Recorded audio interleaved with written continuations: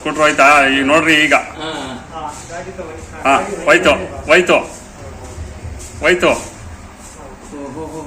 ಹೋಯ್ತು.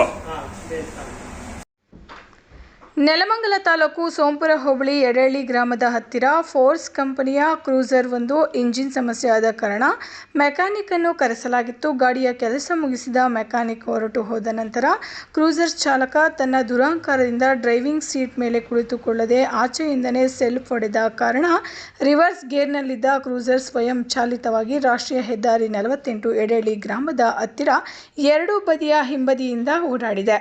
ಅದೃಷ್ಟವಶಾತ್ ಯಾವುದೇ ವೆಹಿಕಲ್ ಬಾರದ ಕಾರಣ ದೊಡ್ಡ ಅವಘಡ ಸಂಭವಿಸಿಲ್ಲ. ಯಾವುದೇ ಪ್ರಾಣಾಪಾಯವಾಗಿಲ್ಲ.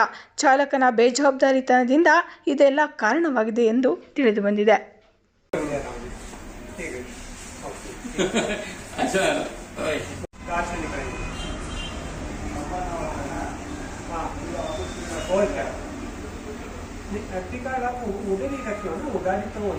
ನೋಡು ಒಂದು ಸ್ಕೂಟರ್ ಹೋಯ್ತಾ ಈಗ ನೋಡ್ರಿ ಈಗ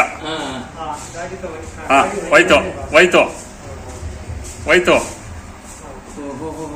ಹೋಯ್ತು. ಈಗ ಈ ಹುಡುಗರು ಓಡ್ತಾರೆ ಈಗ. पहले दे दिया अच्छा